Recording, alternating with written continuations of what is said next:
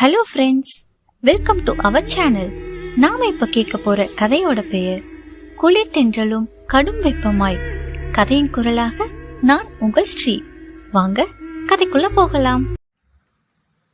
குளிர் தென்றலும் கடும் வெப்பமாய், அத்தியாயம் 19. அன்று மாலை ஹரிஷ் சீக்கிரமே வீட்டுக்கு வந்து விட்டான். கண்கள் பிரீத்தியை தானாக தேட அவள் கணினி முன் உட்கார்ந்து எதையோ செய்து கொண்டே இருந்தாள்.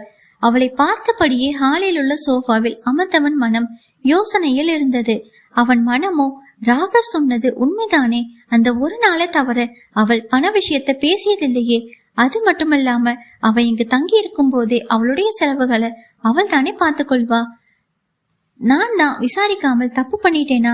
ராகவ் சொன்னது போல் அவள் சொத்துக்களை கேட்பது உண்மையாக இருக்கும் பட்சத்தில் அவளுக்கு அதை கேட்கும் உரிமை உண்டு தானே. அவள் என் மனைவி தானே. அவள் கேட்டால் பொறுமையாக எடுத்து சொல்லி இருந்தால் புரிந்திருப்பாளோ என்னவோ. எப்படி யோசித்தாலும் அவள் மேல் பெரிய தவறு ஒன்றும் இருப்பது போல் தெரியவில்லை. அப்புறம் மாமா ஏன் அப்படி சொன்னாரு? அவர்கிட்ட கேட்பதற்குள்ள அவர் உயிரோடையும் இல்ல. கீதாவுக்கு இத பத்தி ஏதாவது தெரிஞ்சிருக்குமா? ஆனா கீதா ஏன் அந்த போட்டோவை அனுப்பி வச்சா? அவளுக்கு அந்த போட்டோ எப்படி கிடைச்சது? அந்த போட்டோவை அனுப்புவதால் அவளுக்கு என்ன லாபம்? ஒருவேளை ஏற்கனவே திருமணமானவனை கல்யாணம் செய்து கொள்ள விருப்பம் இல்லாமல் அந்த போட்டோவை அனுப்பி வச்சாளா? அப்படி இருக்குமாயே இப்பொழுதெல்லாம் அவள் செய்கை வேற மாதிரி இருக்கே. கீதா என்ன நெருங்க முயற்சிப்பது போல தோணுதே. அதெல்லாம் என் கற்பனையா? கீதாவோட நோக்கம்தான் என்ன? யோசித்து தலை வலித்தது. காஃபி குடிக்கலாம் என்று எண்ணியவன் வாசுகியை அழைக்க அவர் வீட்டுக்கு சென்று இருப்பது அவனுக்கு தெரியாதே. இவனின் குரல் கேட்டு பிரீத்தி திரும்பி பார்த்தவள் அவன் வாசுகியை எதற்காக அழைக்கிறான், காஃபி ஏதாவது வேண்டுமோ என்னவோ என எண்ணி அவனிடத்தில் வந்தாள். அவளை பார்த்தவன் மெல்ல, என்ன செய்யற? வேலை அதிகம் இல்லைன்னா ஒரு காஃபி போட்டு தரையா? ஆண்டி அவுட் ஹவுஸ் போயிருப்பாங்க போல, ரொம்ப தலைவலி என்றான். அவள் மெலிதாக அவனை பார்த்து தலையசைத்து, கொஞ்சம் வெயிட் பண்ணுங்க, வரேன் என்று அவள் உள்ளே செல்ல திரும்ப, ஹரிஷ் நான் மேல ரூமுக்கு போறேன், எடுத்துட்டு வா என்று கூறி எழும்பினான். இல்ல நான் மேல வரமாட்டேன், ஒரு 2 நிமிஷத்துல வந்துடுறேன் என கூற ஹரிஷுக்கு கோபம் தலைவலியை அதிகப்படுத்தியது. அவளை கூர்ந்து நோக்கி ஏன் என்று கேட்டாள். பிரீத்தி எதுவும் பேசாமல், காரணம் கேட்காதீங்க, நான் வரல, பிளீஸ் ஒரு 2 நிமிஷத்துல வந்துடுறேன் என்று கூறி அவள் திரும்ப, ஹரிஷ் நானும் மேலே போகல, கீழே இருக்கிற ரூம்ல இருக்கேன், அங்க எடுத்துட்டு வா என்று கூறிவிட்டு பிரீத்தியின் அறைக்குள் நுழைந்து கொண்டான். பிரித்விகா காஃபி போட்டு வந்தவள் அவள் அறைக்குள் சென்று பார்க்க அங்கு ஹரிஷ் அவள் பெட்டில் படுத்துக்கொண்டு தலையை இறுக பற்றி கொண்டு இருந்தான். அவனிடத்தில் சென்றவள் அவனின் நிலையை பார்த்து, ஹரிஷ் காஃபி என்க அவள் குரல் கேட்டு விழித்தவன் எழுந்து அமர்ந்து அவளை பார்த்து கொண்டே காஃபியை வாங்கி கொண்டான். அவள் வெளியே செல்ல திரும்ப அவளின் கையை பிடித்து நிறுத்தியவன், இப்படி உட்காரு என்றான் கட்டிலை காட்டி. அவள் எதுவும் பேசாமல் அமர்ந்து கொண்டாள்.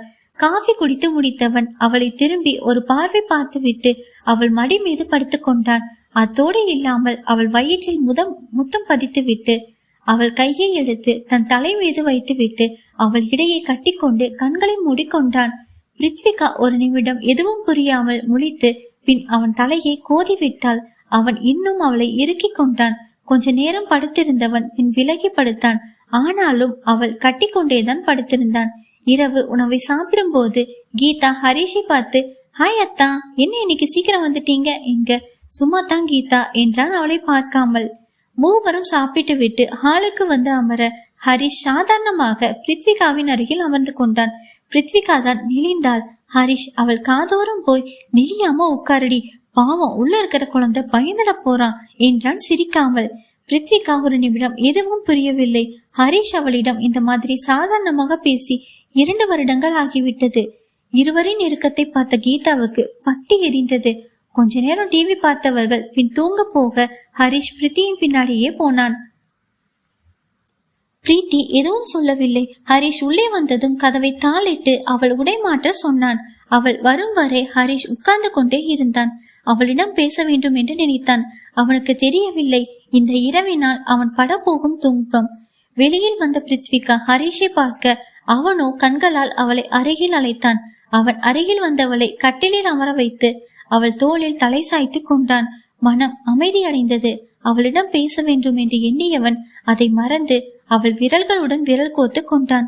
அவளிடம் வந்த வாசனை அவனை கிறங்கடிக்க மெல்ல அவள் களத்தில் முகம் புதைத்து அவள் வாசனையை நுகர்ந்தான். இருவரும் உணர்ச்சிகளும் விழித்து கொள்ள அவள் இதழோடு இதழ் பொருத்தினான். இருவரும் டாக்டர் சொன்னதை மறந்துவிட்டனர். அவனின் கைகள் அவளின் மென்மைகளை சோதனை செய்ய அவள் துவண்டு அவனின் கைகளில் புதைந்தாள். ஒரு விதமான தாப குரலில், ரிது, நீ எனக்கு வேணுண்டி, இப்போ என்க, எடுத்துக்கோங்க என்று அவளும் அதே குரலில் ஹரிஷ் முன்னரே அவனுக்கு ஒத்துழைத்தாள். அவன் தேவை தீர்ந்து விலகி படுக்க பிரீத்தி களைப்பில் கண்களை மூடினாள். பிருத்விகாவை திரும்பி பார்த்தவன் அவளை நெருங்கி நெற்றியில் முத்தமிட்டு அவள் வயிற்றில் கை வைக்க அப்பொழுதுதான் அவனுக்கு டாக்டர் சொன்னது ஞாபகம் வந்தது. ஷாக் அடித்தது போல் அவன் கையை எடுத்தவன் வேகமாக எழுந்த வந்து பிருத்தியின் கன்னத்தை தட்டி எழுப்பினான். ரிது, ரிது, கண்ணு தரடா, ரிது, உனக்கு ஒண்ணும் இல்லையே என்க. பிரீத்தி சோர்வாக கண்களை திறந்து, கொஞ்சம் டயர்டா இருக்குங்க, தூங்குறேனே பிளீஸ் என்க. அதன் பின் தான் ஹரிஷுக்கு மூச்சே வந்தது. அவனும் தூங்க ஆரம்பித்து விட்டான். காலையில் பிரீத்தி தான் முதலில் எழுந்தாள். எழுந்தவர்களுக்கு முதலில் ஹரிஷின் முகம்தான் தெரிந்தது. கொஞ்ச நேரம் அவன் முகத்தையே பார்த்து கொண்டே இருந்தாள். இரவு நடந்தது ஞாபகத்திற்கு வர, கூடவே டாக்டர் சொன்னதும் ஞாபகத்திற்கு வந்து அவளுக்கு பயமுறுத்தியது. வேகமாக எழுந்து அமர்ந்தவள் வயிற்றில் கை வைத்து பார்த்தாள். அவளுக்கு வலி எதுவும் இல்லை, இருந்தாலும் பயத்துடன் அமர்ந்திருந்தாள். ஹரிஷ் எழுந்தவன் பிருத்வியை பார்த்து, என்னாச்சு, ஏன் இப்படி உட்கார்ந்திருக்கா, ஒருவேளை ஏதாவது வலிக்குதோ என்று நினைத்து கொண்டு, என்னாச்சு, ஏதாவது வலிக்குதா என்று கேட்டான். வலி இல்ல, ஆனா அது வந்து அப்போ பாப்பாக்கு வலிச்சிருக்குமா, பாப்பா பயந்திருக்குமா என்று கேட்க அவள் தலையை தன் தோளில் சாய்த்து, இல்லடா, பாப்பாக்கு ஒண்ணும் இல்ல, அதெல்லாம் வலிச்சிருக்காது என்று கூறி சமாதானப்படுத்தினான். ஆனால் அவனுக்கும் பயமாகத்தான் இருந்தது. பிருத்வியிடம் ஏதாவது வலிக்கிற மாதிரி தோன்றினா உடனே சொல்லிடு, டாக்டர் கிட்ட பாத்துக்கலாம் என்றான். அவன் சொல்லியதற்கு தலையை மட்டும் மாட்டினாள். அதன் பின் ஹரிஷ் கிளம்பி ஆபீஸ் போய்விட்டான். நாட்கள் நகர்ந்தது. ஞாயிற்றுக்கிழமையும் வந்தது. அன்று மதிய உணவுக்கு ராகவ் வந்தான். வந்தவனை ஹரிஷின் நண்பன் என்றே அறிமுகப்படுத்தினான். கீதா ராகவை கண்டு கொள்ளவே இல்லை. ஆனால் பிரீத்தி மரியாதையுடன் உபசரித்தாள்.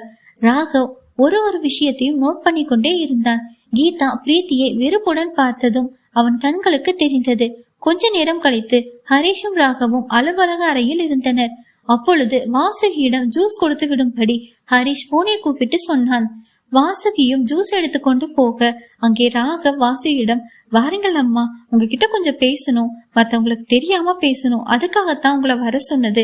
என் பெயர் ராகவ், ஒரு டிடெக்டிவ் ஏஜென்சி வச்சிருக்கேன், எனக்கு கொஞ்சம் தகவல் வேணும், சொல்ல முடியுமா என்று கேட்டான். வாசுகியும், சொல்லுங்க சார், உங்களுக்கு என்ன தெரியணும் என்று கேட்டார். ராகவ், அது வந்து எனக்கு பிரீத்திய பத்தி தெரியணும், அதாவது 2 வருஷத்துக்கு முன்னிருந்த பிரீத்திய பத்தி தெரியணும் என்றான். வாசுகி, அந்த பொண்ணுக்கு என்ன தம்பி, குழந்தை மனசு, எப்பவும் துருன்னு இருக்கும், நல்ல பொண்ணுதான் என்றார். ராகவ் ஹரிஷை அர்த்தம் புரிந்த பார்வை பார்த்துவிட்டு வாசுகியிடம் திரும்பி, அம்மா இன்னொன்னு சொல்லுங்க, பிரீத்திய ஹரிஷ் மாமா வந்து எத்தனை முறை பார்த்தாரு, உங்களுக்கு தெரியுமா என்று கேட்க வாசுகி, ஒரு தடவை தான் வந்த மாதிரி இருக்கு, ஆனா இந்த விவரம் எல்லாம் என் வீட்டுக்காரருக்கு தான் தெரியும் தம்பி என்றார். ராகவ், சரிங்கம்மா, இந்த கீதா எப்படி? வாசுகி ஹரிஷை பார்த்து விட்டு பின் ராகவே பார்த்து, அவங்களுக்கு பொறாம குணம் ஜாஸ்தி, எப்பவும் அடுத்தவங்க என்ன செய்யறாங்க என்பதை கண்காணிக்கிற புத்தி என்றார் சற்று வெறுப்புடன். ராகவ் திரும்பவும் ஹரிஷை பார்க்க ஹரிஷ் தலை குனிந்து கொண்டான். பின்பு ராமுவிடம் விசாரிக்க சென்றனர். ராமுவிடம் கேட்டபோது ஹரிஷின் மாமா பிருத்விகா வீட்டை விட்டு செல்லும் 2 நாட்களுக்கு முன் வந்ததாகவும், பிரீத்தியை பற்றி சொன்னதும் வீட்டுக்குள் செல்லாமல் அப்படியே போய்விட்டதாகவும், அதன் பின் 2 நாட்களுக்கு அப்புறம் வந்தவர் ஏதோ சத்தமாக பேசியதாகவும், கொஞ்ச நேரத்தில் கிளம்பி போய்விட்டதாகவும், அன்றுதான் பிரீத்தி வீட்டை விட்டு போன நாள் என்றும் சொன்னார் ராமு. ஹரிஷுக்கு இந்த செய்தி புதிது. அதாவது ஹரிஷியின் மாமா அன்றுதான் வந்ததாக அவனிடம் கூறினார். ராமுவிடம் பேசிவிட்டு வந்ததும் மாமா அன்றுதான் ஊரிலிருந்து வந்ததாக தன்னிடம் கூறியதை ராகவிடம் ஹரிஷ் சொன்னான். ராகவ், இத பத்தி நான் விசாரிக்கிறேன், சரி இப்ப நான் கிளம்புறேன் என்று சொல்லிவிட்டு கிளம்பி விட்டான். போகும் வழியில் ஹரிஷ் அஸ்வத்துக்கு போன் செய்து, அஸ்வத், எனக்கு ஒரு விஷயம் சொல்லு, உனக்கு எப்படி கீதா மேல சந்தேகம் வந்துச்சு? அவதான் அந்த போட்டோவை அனுப்பினது, உனக்கு யார் சொன்னது? அஸ்வத், எனக்கு சந்தேகம் வரல, முதல்ல எங்கள் தோழி பிரியங்கா தான் இதை கண்டுபிடிச்சது, அதைத்தான் உங்களுக்கு சொன்னேன் என்றான். ராகவ், அஸ்வத், நான் அந்த பிரியங்காவை பாக்கணுமே. ஹரிஷுக்கு இத பத்தி தெரிய வேணாம், நானே ஹரிஷ் கிட்ட சொல்லிக்கிறேன். அஸ்வத், சரி ராகவ், நான் பிரியங்காவை கேட்டுட்டு உங்ககிட்ட சொல்றேன் என்று கூறி வைத்து விட்டான். பிரியங்கா ஏதோ வேலை விஷயமாக டெல்லி சென்று இருப்பதால் 2 வாரம் கழித்து சந்திப்பதாக கூறினாள். பிரீத்தி அன்று அவர்களுடைய கம்பெனிக்கு செல்ல வேண்டிய நாள். ஹரிஷிடம் விஷயத்தை கூறினான். ஹரிஷ், சரி நானும் வரேன், எப்போது போகணும் என்று கேட்டான். பிருத்விகா 11 மணிக்கு போகணும் என்று கூறினான். சரி, நான் ஆபீஸ் போயிட்டு வந்துடுறேன், அதன் பிறகு போகலாம் என்று விட்டான். ஹரிஷும் பிருத்விகாவும் அந்த நிறுவனத்திற்கு சென்றனர். அந்த நிறுவனத்தின் எம்டி விவேக் நேரில் அழைக்க வந்தான். வந்தவனுக்கு ஹரிஷ் அடையாளம் கண்டு கொண்டு, சார், நீங்க மிஸ்டர் ஹரிஷ் சிவபிரகாஷ் தானே? வாங்க சார், வாங்க. இவ்வளவு பெரிய விஐபி என்னோட ஆபீஸ்க்கு வந்ததுல எனக்கு சந்தோஷம். ஹரிஷ், ஓ தேங்க்ஸ் மிஸ்டர் விவேக் என்றான். கையை நீட்டினான் விவேக். ஹரிஷ், வெல் மிஸ்டர் விவேக், இவங்க என்னுடைய மனைவி பிருத்விகா. இவங்க உங்க கம்பெனிக்கு சில டிசைன் செய்து கொடுத்ததுக்கு நேரில் வர சொல்லியிருந்தீங்களாமே, அதான் என்னன்னு பாத்துட்டு போலாம்னு வந்தோம் என்று கூறினான். விவேக், ஓ பிருத்விகா உங்க மனைவியா? உங்க மனைவி எங்க நிறுவனத்துல வேலை செய்யறாங்களா? அதனால என்ன மிஸ்டர் விவேக், மனசுக்கு பிடிச்ச வேலையை செய்யறதுல தப்பில்லையே. So great sir. நீங்க, நான் உங்க மனைவிய வர சொன்ன காரணம், அவங்க செஞ்ச ப்ராஜெக்ட்ல நல்ல லாபம், அதுல உங்க மனைவிக்கு 10% சேர வேண்டியது, அதை கொடுக்கவும், அது மட்டும் இல்லாம அவங்களோட வேலைய உறுதி செய்ய கையெழுத்து போடவும் வர சொன்னேன். ஹரிஷ், ஓ தேங்க்ஸ் விவேக். பின் பிரீத்தியை பார்த்து, ஃபார்மாலிட்டிஸ் முடிச்சுட்டு வந்துரு என்றான். விவேக் பிரீத்தியை வாழ்த்தி 50,000 ரூபாய் காசோலை, வேலை உறுதி செய்த கடிதம் இரண்டையும் கொடுத்தான். இருவரும் விடை பெற்று வெளியே வந்து காரில் ஏறினர். பிருத்விகா தயங்கி ஹரிஷிடம் அந்த காசோலையை நீட்டினான்.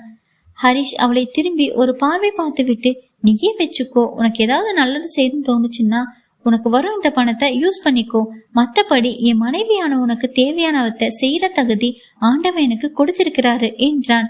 பிருத்விகா அதன் பின் எதுவும் பேசாமல் அமர்ந்து கொண்டாள். அதன் பின் நாட்கள் வேகமாக நகர துவங்கியது. பிரியங்கா ராகவ் சந்திப்பும் நிகழ்ந்தது. பிரியங்கா ராகவிடம் எல்லா உண்மைகளையும் சொல்லிவிட்டாள். ஆனால் அதை நிரூபிக்க ஆதாரங்கள் இல்லை. அதனால் ஹரிஷிடம் இதை பத்தி பேச முடியவில்லை என்றும் கூறினாள். பிருத்விகாவின் கதையை கேட்ட ராகவுக்கு மலைப்பாக இருந்தது. சுந்தர் சிவபிரகாசை கொன்றது முதல் பிரீத்தியும் ஹரிஷும் பிரிந்தது வரை எல்லாவற்றையும் நிரூபிக்க ஆதாரம் வேண்டும். அந்த ஆதாரங்களை தேடும் வேட்டையில் இறங்கினான். ஹரிஷ் கீதாவிடம் முகம் கொடுத்து பேசுவதை நிறுத்திவிட்டான். ஏதோ பெயருக்கு பேசுவான். கீதா சரியான நேரத்திற்காக காத்திருந்தாள். பார்க்கலாம் பாம்பு எப்பொழுது படையெடுக்க போகிறது என்று. தொடரும். என்ன நண்பர்களே, கதை பிடிச்சிருக்கா? கதை உங்களுக்கு பிடிச்சிருந்துச்சுன்னா லைக் பண்ணுங்க, கமெண்ட் பண்ணுங்க, ஷேர் பண்ணுங்க. மறக்காம நம்ம சேனலை சப்ஸ்கிரைப் பண்ணுங்க. மீண்டும் அடுத்த அத்தியாயத்தில் சந்திப்போம். அதுவரை உங்களிடமிருந்து விடைபெறுவது நான் உங்கள் ஸ்ரீ. நன்றி, வணக்கம்.